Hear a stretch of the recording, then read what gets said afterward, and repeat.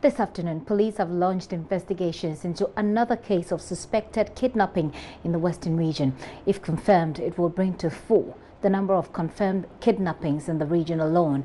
In the Volta region, we're hearing of a second case of kidnapping. All these have not yet been confirmed by the police. Well, let's take them one after the other. In the case of the Western region, the incident is said to have happened in Takwa, but police there told JoyNews they're not treating the report as a kidnap. Instead, it is treating the incident as a case of missing person. Ina Thalia Kwanza is there for us. Hello, Ina. Ina, give us the details about this new incident. Yes, so Giti, the girl is a first-year student of Takwa Secondary School here in the Western region. Apparently, on the 7th, on Wednesday, she had taken an exit from the school to go home. This lady in question is a Northerner, but has relatives in Pristia, also in the Western region. So she took exit to go home. This girl never got home. After some hours, she called her brother in the northern region, told her brother that she needed some money because she's at a place she doesn't know. She bought a car to go to Pristia, but she has ended up in a room she doesn't know where she is. So she's asking for money for these people who have kidnapped her, people who have kidnapped her. Up to date, as a son, the girl has not been found. And the headmistress of the school, who wouldn't speak on record but confirmed the incident, Paulina Menu, says that she reported the case yesterday to the Takwa Police Command. So, Ina, and it sounds pretty much like the story is quite similar to what we heard of the 3 girls that were whose case the police is treating as a kidnap because they went away, they gave a call and asked for money. That's right. Yes. So, what have we heard from the girls' parents? Have they spoken? We are yet to go to Pristia, where she has this family relative staying. Okay. Apparently, she's a Northerner, as I indicated. So we have to go to Pristia and speak to her relatives to know the condition in the house, if she has called back or what is really happening. Right. Right. Give us a quick update on the case of Priscilla, the 2 Priscillas, I must say, and Ruth. Okay, so Priscilla Bentum, the 21-year-old student of Winneba Education University, she got missing, or she was kidnapped on the 18th of August 2018 last year. Apparently, this girl, her parents thought, has gone to church. But in the evening, that was on Saturday, when they checked, this girl was not in church, so they reported the case. The second one, who got missing on the 4th of December 2018, Ruth Quayson. Ruth Quayson has also left home, told her family that she's going for a job interview because a friend has promised her a job interview. This is a girl who is always indoors. The only place she gets out from the house with a taxi taking her to school, that is Pijai Senior High, where she completed, and back to the house. And apparently her family says she's not familiar with a lot of places in the metropolis. So Ruth left the house. 2 hours later, she calls her family and tells them that she's in a room she doesn't know. Her mother should send her 500 Ghana cedis. Okay. Her line goes off, and then after a while, the suspected kidnappers, call her mother and then demand for 10,000 Ghana cedis. When they began, the kidnappers said they wanted 8,000.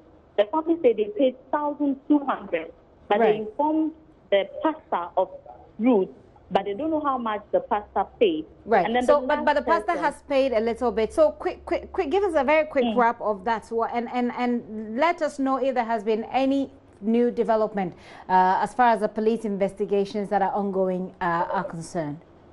Okay, so the last one, Priscilla Mansibia Kwanche, was kidnapped on the 21st of December last year. She was taking a stroll to Nkrofo, and she was never seen. Apparently, the same call came to her father demanding for some money. The father bargained. He paid 1,000 Ghana cedis. As it stands, police in the region are still on investigation. They have promised they will do their best to bring back these girls, but we've not heard anything yet. Okay, so the police has not spoken the last time since the last time they spoke to Kojo in the region. Is that correct? Yes, yes. Very well. We're also learning this afternoon, Ina, about a 17-year-old boy who was went missing, and this morning we understand that he was found dead. Yes. What's the detail to that story? Yes, this boy is also 17 years. He's a junior high school student. Because it's here in the metropolis. And this boy went missing on Wednesday. And then this morning they found him dead at Monkey Hill. The first is in Sekondi Takoradi. Apparently, they say this is not a kidnap case. Police is still investigating into the matter, and then they need an autopsy to determine the cause of his death. Ina, thank you very much. And I hope they've reported that case to the police as well. Yes, they have. They reported when he went missing and then when they found him today. Okay. Apparently, police helped them find the body. Ina, thank you very much for that update. Ina Thalia Kwanza, the Western Regional Correspondent, bringing us up to speed. So if you're following the story, there's one more suspected kidnap situation where in this case it sounds similar, or the story sounds similar to what has happened previously. So there's a girl is missing. There's a call from her phone to her parent demanding money, which is what we have heard from all the other stories so far. We're also hearing of a 17-year-old boy who went missing and yesterday and today was found dead. Now in Accra, there's been a report of one person spotting one of the kidnapped girls 2 days after her kidnap. JoyNews editor Israel Lai caught up with him. I'm at a Shell filling station on the Flower Road, not too far from the Temamotoe roundabout, which is currently under reconstruction. And we're here because there's an incident that happened sometime in August last year, which may give a clue as to the whereabouts or maybe an indication that indeed the girls who were captured or kidnapped in Takoradi may have been, at least one of them may have been passed through this particular Shell filling station or gone through this particular Shell filling station. And it's because of an incident that one man witnessed, which after seeing the photos of the ladies going around on social media and on TV, decided to volunteer information. He came forward with information as to what he had seen on August 20 last year. Remember, August 20 last year is just 3 days after the first girl went missing. So we're going to be speaking with him so that he can share with us exactly what he saw that day. Good morning to you, sir. And thank you very much for coming forward with this information that you say you witnessed back then. So you tell us your full name, first of all. I'm Reverend Nelson Adai, retired. And that day, 20th of August, around 9 to 10 o'clock in the morning, I was on my way to Lome for massaging. And when we got to, this is where I normally filled my tank. So we came in and my driver was filling the tank. We had almost finished when this car also came. It was... I couldn't actually identify the car, but I think it's my driver who saw it well. Okay, we will be speaking with your driver as well when we're done with interviewing you. Yeah, so what happened was when they came, there was this young lady shouting,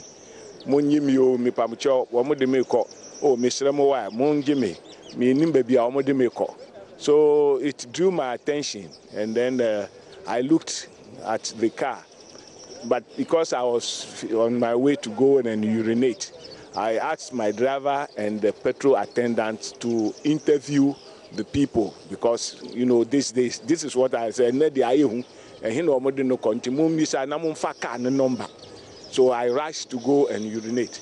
By the time I came, they had moved off.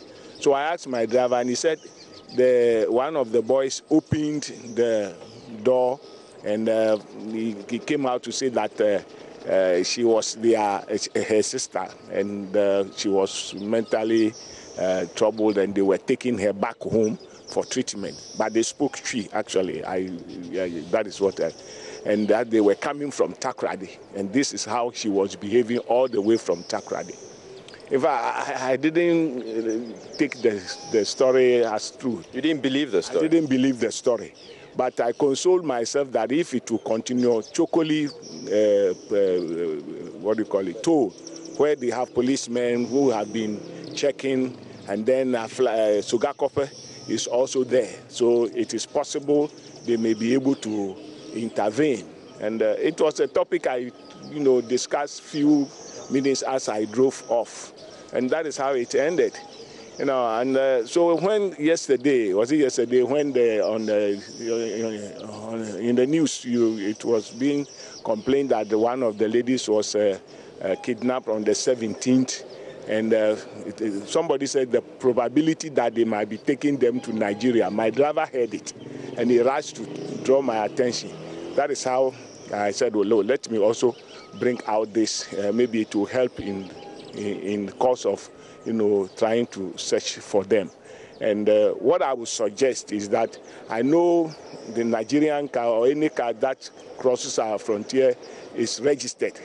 And so maybe from that time up to about 2 o'clock, it is possible that either at a Aflao border or Segbe border, where most often I see the Nigerian small cars and buses, I meet them there. And so probably they will be able to help to identify the car, at least just to know that he carried them to Nigeria. We can't speak for sure that it's a passenger car, because Nigerian number, and they did not also take note whether it was a commercial or private. So he's actually talking about this lady, Priscilla Blessing Bentum. Priscilla was last seen on the 17th of August, actually the very first case in this story. As we know, she is the very first person to have gone missing on the 17th of August. So you heard the narration of this man who spoke to Israel there. So from his narration, if the narration is anything to go by, it's quite possible that she may be in Nigeria. But of course, these are all strings of pieces of information that the police is looking to string together to get to the bottom of the story.